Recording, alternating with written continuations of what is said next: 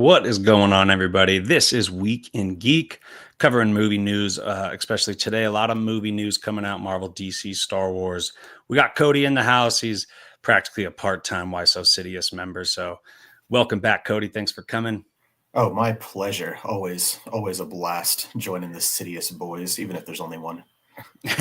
I think this is the only time we've covered just nerd news, like one of our most regular episodes. Usually it's a pretty big topic. Cody was just on last week for Sidious Star Wars roadmap, where we kind of put ourselves in the shoes of Kathleen Kennedy and said, what 3 movies would we release? What 3 shows? And what 3 books or comics? Ton of fun, just very creative. Yeah, and we've been covering a lot of stuff has been coming out with Man of Tomorrow and Avengers Doomsday. Theories and news and Spider-Man and all this stuff. So we'll focus on some of that today. Give us a follow at Why So Sidious Pod, TikTok, Instagram, YouTube, Twitter. We're on Spotify, iHeart, all the major podcast places. So first, let's get into the probably biggest news as of the last 2 days. Mandalorian and Grogu have dropped their trailer. And that's interesting. This is the first time, I don't know, maybe that a TV show will then go into the big screen and become a movie theater movie. So it begs the question, will this just feel like an extended episode of the Mandalorian series? That's my big concern. It's also crazy because Star Wars hasn't had a movie since 2019, and that one was not critically well received at all. Rise of Skywalker, episode 9. So they have a lot of trust to gain back. How much confidence do you have in this movie, Cody? Did you like the trailer? I did like the trailer, actually. I think what Favreau is doing is he's really bringing back the theatrical cinematic experience of Star Wars. You can tell just from the trailer, this is big scale. There's a lot of little Easter eggs dropped in there as well, but they seem to be they're doing it big, and I think this is really needed. I think some like a big statement is needed for Star Wars. So I'm excited for this. I really am. What stood out most in this trailer to you that would separate it from maybe the series? Dude, I love the little clip we got of him blowing up and toppling the AT-AT. Like, Yeah. I don't know what is going on with that. I don't know why it's happening, but dude, the whole scene, it's like in IMAX, that's going to be so sick to watch that thing blow up and then crumble down the cliff like that. That got me, my goosebumps going. I was like, all right, yeah, we're back. Same here. That was definitely the best shot. Yeah, I could tell it was shot like the cinematics were there visually for sure. It does concern me that it did just feel like another mission for them to go on. So that's aside from my actual, I kind of have a little bit of trust in them that they wouldn't just make a movie if it were just that. So, they got to have something up their sleeve if they're going to throw this onto the big screen. So regardless, I'm still excited. I think there's a decent chance this will be way better than Rise of Skywalker. So at least we're taking a step up from our last movie there. Do you think Thrawn is supposed to be like the villain? Is this leading towards Thrawn, or are they going to have a totally separate villain? I'm assuming this is going to be separate. I would like to see Thrawn come back. I know they're working on Ahsoka season 2 right now, so I know he's going to be a big part of that. I think they're starting to tie all of this together, but I don't know if this one specifically, or if they're planning on doing a next season of Mando, if that's going to tie through, or if he's going to come in the Ahsoka show. But I'm not sure that he's going to actually be a part of this. But I know that they're bringing more characters in, because we did see a little quick snippet of Mr. Garazeb Aurelius putting in some work. So, the Rebels crew, we're getting pieces of them. So that is a tie into the whole Thrawn with Ezra thing. So, you never know. But yeah, I'm not sure. It seems to me like this was their season 4 and they decided to just condense it and do a movie. And that'll lead into the events where we find them at. And then Ahsoka season 2 will deal with their own little corner, but then we'll get into that climactic movie with Thrawn as the villain, and the Mandalorian and Grogu will kind of have a nice ending that'll give us some context where they are at the beginning of that movie, while Ahsoka does the same thing, and they kind of meet in the middle of that movie. I would not expect another season. I honestly hope we don't get another season, this is starting to feel drawn out before we get to this climactic Thrawn movie. Do you think we'll at least have a tease of Thrawn at the end of this? Yeah, I do. I'm not sure that he's going to be the main, but I think that he will be in there at least in some capacity towards the end, so they can kind of start putting all these pieces together. And I trust Favreau and Filoni. I like their plan. I think they know what they're doing. They love the source material. They really they stick to true Star Wars. So in Filoni we trust. Let him do his thing. Favreau right there at the top of it too. And I am excited. I think that they're going to start bringing this all together and make it one full, true continuous story. So yeah. Regardless of my confidence level that it will be good, I can't deny that I am definitely still excited. Like, I'll be there day one for sure. Before we move on, though, there's an official synopsis we got from Culture Crave and a little bit of what the villain might be. But the quote says, "The evil empire has fallen and imperial warlords remain scattered throughout the galaxy. As the fledgling New Republic works to protect everything the rebellion fought for, they have enlisted the help of the legendary Mandalorian." So there you go. Actually, you know what? That makes me think that we can go a lot higher on the political spectrum with this. Like, what is Leia? I mean, that's an issue with Leia, but like, what are the higher ups and the political thing going on with the New Republic, right? Because all the series is pretty ground level Mandalorians and Grogu's, and you get a little Empire stuff, but you don't see a lot of the bigger, like Andor. It's all the top political people making big decisions. So we might see a little bit of, we could even see a little bit of crossover there, can't we? Is Mon Mothma still around? This is post Return of the Jedi. Anyway, you know what I mean? They can go grander in scale politically because obviously you want the stakes to be at that level, right? If the series is the low stakes ground level, then the movie's got to be high stakes, which would involve the higher people on that political spectrum in the New Republic. So yeah, I would hope to expect more of that. Yeah, and that little quote there where it's talking about imperial warlords scattered throughout the galaxy. That definitely hints at Thrawn, but also they showed in there, we're getting a couple Hutts. We're getting some like young, strong Hutts coming in there. I don't know if either one of them is Jabba. I don't know if he's full slug by this point or if he's still jacked. So, we're oh no, Jabba's dead at this point, huh? This is post Return of the Jedi. So yeah, we're getting some young Hutts. Yeah, because what's his name? Jeremy Allen White, right? He was cast as like a Hutt, maybe like a Jabba the Hutt's son or something like that, wasn't he? Oh, he was. Was that is that Zero? Yeah. Yeah, I don't know the name. I thought that was him in the Gladiator ring. Dude, Hutts in full jacked Hutts. That's wild. Like prime Hutts. What do they do in action, Dill? We'll see.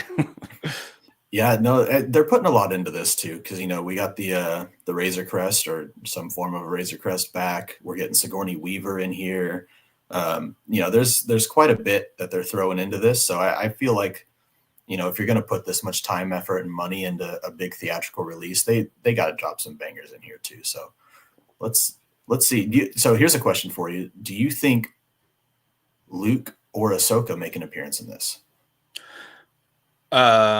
Remind me, is she stuck in the weird negative zone by the end of season 1? Is she stuck there? She is, but I think timeline wise, I'm not sure where this falls, if it's before or after.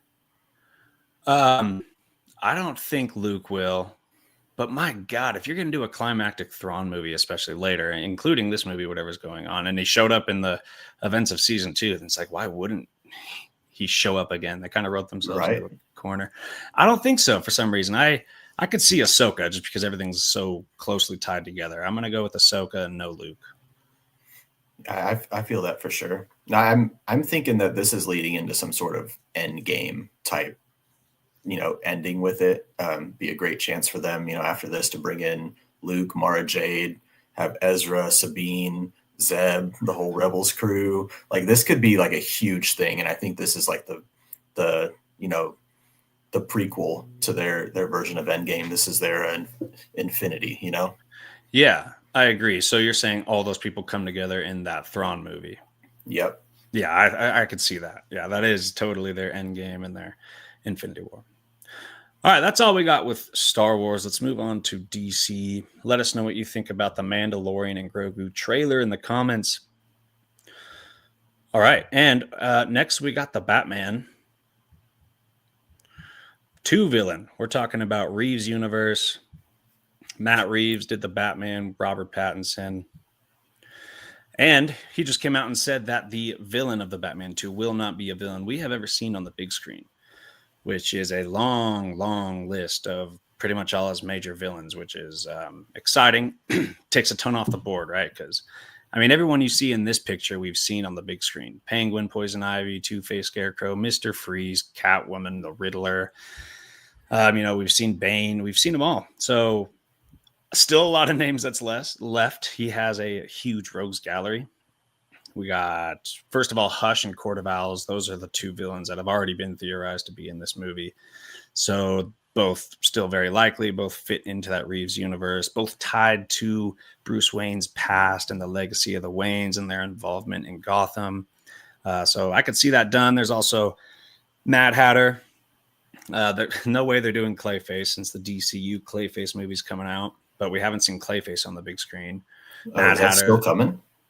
That is still coming. That's actually coming like some of the most official, one of the most official things that have already really like begun production and everything. Already have a script. Clayface. But yeah, that's DCU. So that's canon to the James Gunn universe.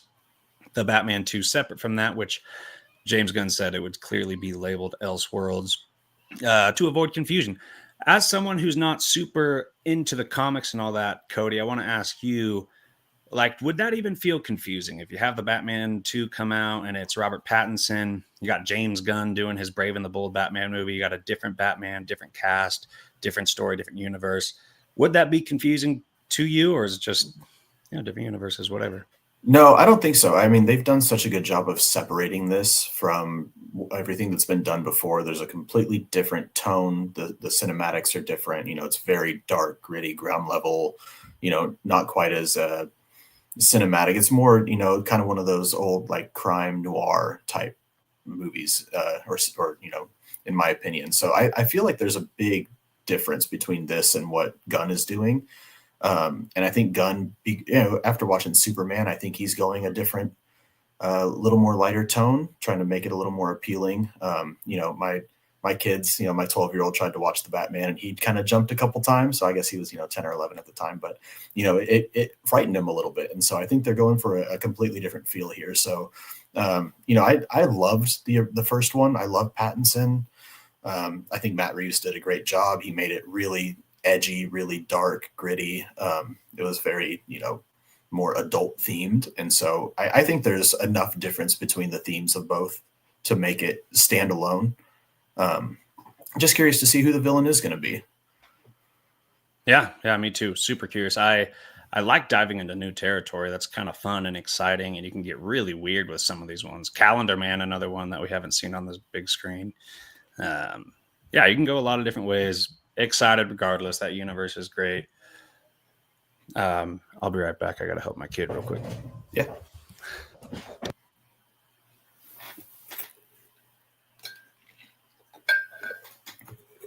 I have no access to the YouTube. I don't know if we're live or not, but if anybody there is commenting, just curious who you think the villain might be for this movie.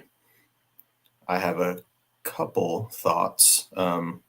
Mostly I'm just out my ass because I have no idea. Not a comic guy, so we'll see. But you are the man for keeping it rolling. I'm back. Oh, I'm a roller for sure. That's what I'm talking about, Cody. All right, so that is very exciting. We'll see how that works. All we could do is guess. So let's move on to the next DC topic. Well, and I'm curious though, real quick. Who's your guess? Who do you think that villain is going to be? I'm sticking with Court of Owls and or Hush, because that was kind of what I was thinking before, and it still fits. And neither of them have been seen on the big screen. I like that. I was looking through some of these right here, and One that really jumped out at me as far as Batman villains we haven't seen is Hugo Strange. Yeah, Um, not on the big screen, right? yeah, and it looks like he was, working in Arkham as a psychiatrist. So, I mean, that's, we ended up with our two biggest villains, or two of our biggest villains, as the Joker and the Riddler, stuck in Arkham Asylum at the end of the first one. So, Ooh, that could be a good one where he starts manipulating from the inside, breaks these guys out, and has a big old dude, shindig. That could be a lot of fun. that sounds incredible. I love it. I love it, especially with Joker and Riddler placed in Arkham Asylum already. That would be really cool. I always wanted to do a good villain that'll lead a movie of kind of a psychological thriller, which I think that fits right into Batman. A lot of great comics with that vibe, and we haven't really dove into that aspect on not much with Batman on the big screen. Hugo Strange would kill it at something like that. That'd be awesome. All right. Well, let's do Superman, Man of Tomorrow. Or I guess it's not titled Superman, Man of Tomorrow. But James Gunn, first of all, added this image on his social media. It's a script of Man of Tomorrow, and there's a super like anatomical human skull brain. So clearly, we have a brain on the front page. So brain equals Brainiac potentially, right? That's the big question. Cody, do you think he would do this to tease a Brainiac? Would you like to see Brainiac? Yeah, I think I would. Um, I think, I mean, it seems like the obvious choice for this little, Easter egg that he dropped us here, our little clue. But I mean, I think that would be a pretty awesome. I mean, they already delved into, how smart, they're going into like really high tech, advanced stuff. So, um, Lex Luthor, obviously super genius. He was controlling people with his little Mortal Kombat commands and stuff. So I think they're going into that side of it. So I think Brainiac would be a good one to see on screen for sure. Yeah, I love it. Brainiac is someone I've always wanted to see on the big screen. He is very cinematic. I feel like he's a villain that is kind of a slippery slope. I feel like it'd be tough to do a really good Brainiac if you're going to tell me how smart this guy is. And then by the end, he's obviously going to be defeated or not. Maybe not. Maybe Brainiac plays a giant role later in these team up movies or something. But Brainiac seems like a tough one to do really well, right? Yeah, he's an android, right? Yeah, he's like some synthezoid android, just super genius. He collects societies, or like shrink your whole city and just collect it. I don't know. Strange guy. Yeah, I mean, all we've seen from him is, I mean, was he involved in, it looks like maybe a little bit of Smallville? He had some kind of thing in Smallville, but I don't think it was really the full version of Brainiac, and it wasn't Right. like a big part of it. But a lot of comics with him. So I mean, definitely a lot of source material there, a lot to work on. So I think that he if they do it right, he could be a really awesome character. Yeah.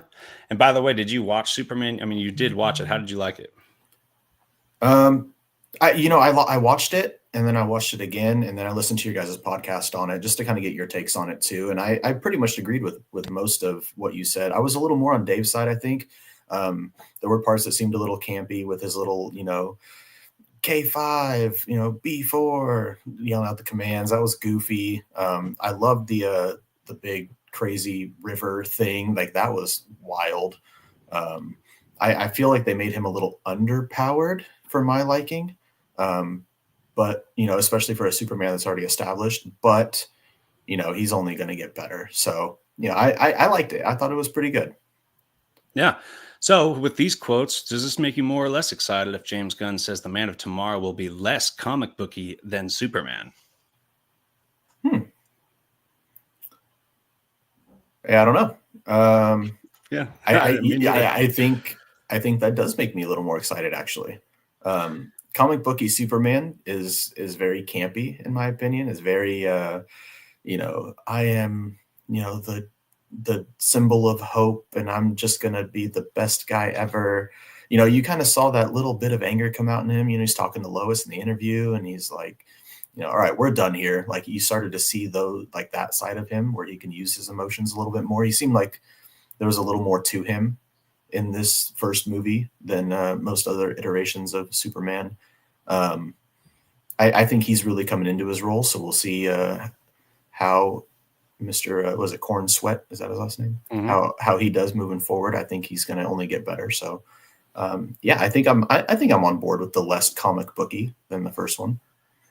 Yeah, I think I might agree too. I mean, it depends on his definition of comic. Does that mean less kaiju, less photon rivers, less dimensional play, or whatever his little pocket universe with Lex? You don't, or just like the Flash, the colors, the characters. I don't know.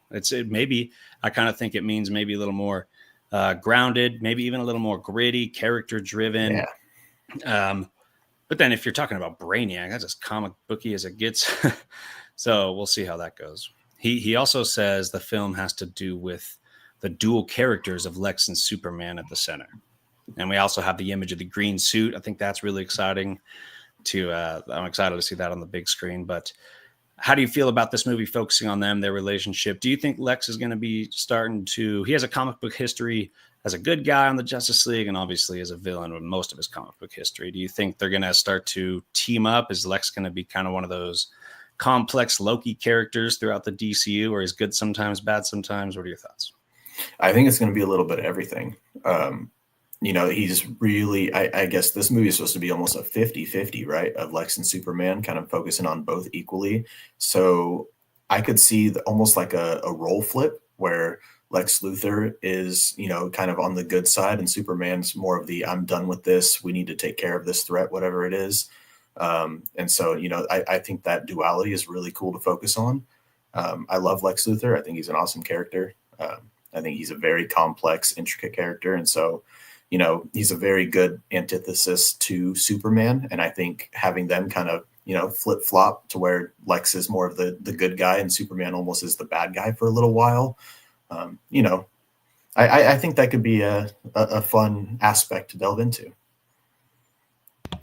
Yeah, I'm excited. I kind of have a feeling this will be better than Superman for my tastes anyway, because I don't think we're going to see Lex making commands behind a computer anymore. I just don't see that happening. He's going to take control. He's going to do something, um, take it into his own hands, right? That's why we see a Right. green suit. And if without that, really like that code giving fighting thing that he did with your Ultraman, you take that out of the movie, I like Lex a lot better. Like I really didn't like that part of the movie at all. It was so dumb. It didn't make any sense as far as fighting people, and that's just the decision making you have to do on the spot just doesn't translate. So I think this is only going to get better. And also, like you said, Corn Sweat feeling his boots, right? Feeling, God, I can't talk anyway, doing good in his role, going to get Yeah. better.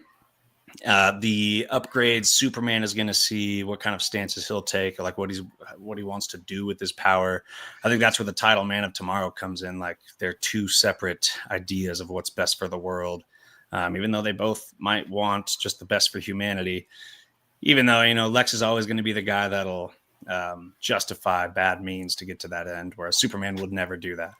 So I don't know. Really excited. I think this will only improve upon the first one. Yeah. Anything else on Superman or Man of Tomorrow? Nope. That's all I got. Gotcha. Well, real quick, we got a little bit of not really Batman news, but just a nice little quote from James Gunn. He was asked what kind of color suit the Batman will wear. And he says, none of these things are important to me. What matters is the character and the story. And I think we have a really, really good story for what's happening with Batman. More reassurance that they just focus on story and script. But even though he said it himself, it's not important. What kind of color scheme suit would you like to see on the Batman in the DCU? Yeah. I like all black, man. I don't know. That's just me. He's vengeance. He's the knight. I love the dark suits, the black suits. I love Pattinson's suit. I thought Pattinson's suit was awesome. Um, Even Affleck's suit in Batman versus Superman, I thought was sweet. Just that dark scheme. As long as he's not in tidy whities, running around with his grappling hook, I think I'm going to be fine. I get what he's saying. Is this what really matters? But it does matter to a lot of people. I know that he's focusing on the story, focusing on, making sure the character is exactly what he wants. It's developed well. It's got a good plan for Batman as the character. I think this is not just as important, but it's also important. You got to make sure that you're having that, dominant, commanding presence of Batman, or he's not, Adam West jumping on screen. So yeah, I'm back and forth. Yeah, I agree with you. It does matter. I think more, especially just to distinguish this Batman from the other ones, you do want to have a pretty unique style. Man, I think it's a great opportunity for the gray and blue style. We haven't seen that. I now, picturing it on the big screen doesn't really translate. Maybe a blue. Why would he have blue on his cape? I don't know, but I will say, as long as you don't put underpants on him like you did Superman, because Batman would certainly never do that. Just keep the underpants away. Yeah. Yeah, I think Robert Pattinson's and Ben Affleck's Batman suits are my favorite. Christian Bale has a RoboCop thing going on. Yeah, that was definitely a little goofy at times, but yeah, Pattinson's suit, even for him being the young Batman, I really, really loved it. So yeah, and the gray and blue could definitely work, especially with if he's keeping it lighter tones like he did with Superman with the brighter colors, and it's different for Batman, obviously, but for those two characters to kind of meld together well on screen, I think going with a lighter theme could be fine. I'm not really worried either way. The addition of Robin, I would love for them to play on the theme of like Robin is colorful and attracts the attention, attracts the bullets, while Batman comes in from behind and finishes the job, which yeah, probably works with darker tone. I'd be cool with gray and blue though. I think that would look cool. If you found a way to make it look cool, let's do it. That'd be super unique, super like the Justice League style Batman that we're getting in this universe probably. Yeah. Anything else on Batman? We got a couple Marvel stories and that will do it. No, let's go on to Marvel. All right. Did you watch Daredevil Born Again? Came out earlier this year. I actually have not watched it yet. Okay. Well, they already approved a season 3. So they must have some confidence in season 2. I personally liked Born Again. It was pretty polarizing. Very different from the Netflix series. Netflix series clearly superior, still much better than Born Again. Born Again brought a lot of comic flair, a lot more like MCU style stuff going on, which I kind of liked. I like to bleed the two together. I think they balanced it pretty well. So yeah, season 3 already official. They must have confidence in their season 2. I'm hoping Kingpin, he's the mayor by the end of that season of Born Again. So that'll be really exciting. He should have a team of maybe powered people trying to shut down superheroes. A lot of stuff you could do there. Bullseye's coming back. Don't know what other kind of villains they could work with. Daredevil doesn't have the most extensive rogues list. He has a great top 3, like Kingpin, Bullseye. People like that are incredible, but like the rest of them, Stiltman. You got like the Gladiator. Just not great villains. So glad to see it's coming back. How did you like the Netflix Daredevil at least? I did watch most of that, and I was really, really impressed with it. For a Netflix series, especially for, some kind of comic book or, Marvel, DC, that kind of avenue, I wasn't sure how it was going to turn out. I was really impressed. I thought they did a great job with that, and everything that I've read up on, and I've listened to some of your podcasts about Born Again, seemed like they did a pretty good job. And I think they're starting to tie him into the greater MCU. And so I think, we can have a lot more crossover now. I love when Daredevil and Spider-Man get going. So I'd love to see some Spider-Man. I don't know if Tom Holland's ready after his little spill, but we'll see if they start bringing him in. As long as they keep She-Hulk to a minimum, I think I'm fine. Yeah. For sure. Like you said, Tom Holland took a little spill recently. Let's get into that. But at the same time, transitioning, do you think we could see Daredevil in Spider-Man 4 if he showed up in the Spider-Man 3 one? Yeah, he's been in Spider-Man before. I don't see why they couldn't bring him out there, especially, they're going ground level. They're going more, gritty, friendly neighborhood Spider-Man, but, with the no more aliens and interdimensional stuff. So I think that's where Spider-Man excels. And I think Daredevil would be a perfect fit for that. Yeah. And it sounds like they're going grounded.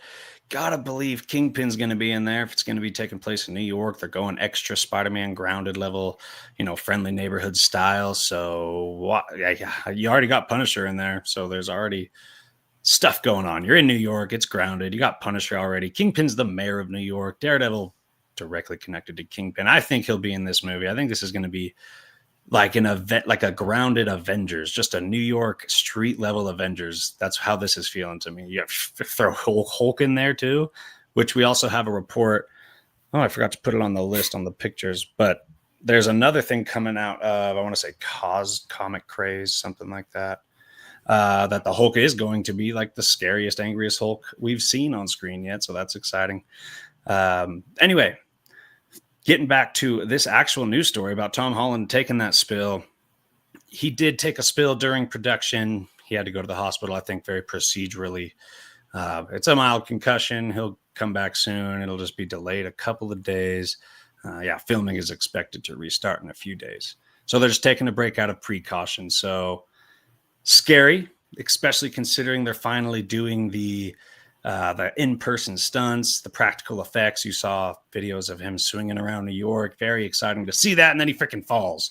I don't think they're going to be swinging him anymore after that, No, it as scary as it is, I think it's really reassuring because, it really lets you know, like, Tom Holland's doing a lot of his own stuff here. He's not using stunt doubles for a lot of his stunts. He's actually in there, performing a lot of it. So that's really reassuring. I don't know how believable it is that this was just a taking a break out of precaution. It sounds like he got pretty hurt. I mean, if they're going to stop filming and hopefully restart in a few days, it could have been a little more than just a bonk on the head.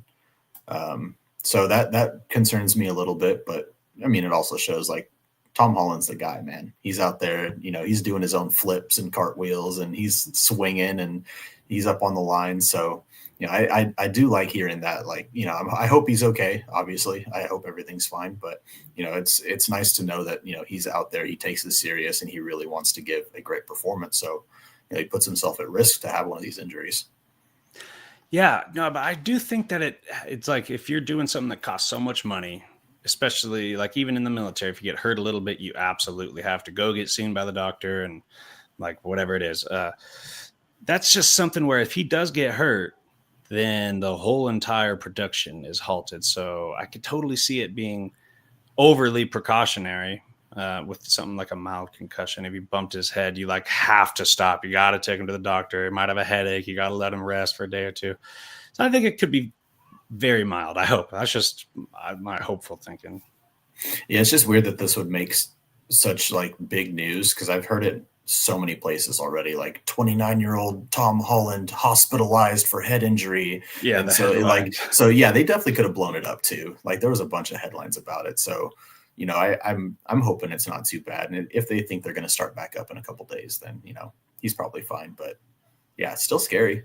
Yeah. I wish him the best. I hope it was not a serious concussion or a serious injury. So yeah, well, that wraps it up for all the nerd news today. Cody, thanks again for joining, my friend. Oh, of course. My pleasure. Thanks for having me. Yeah, keep an eye out for our Star Wars roadmap, getting creative with what we would release over there.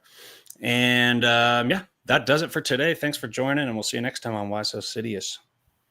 See y'all.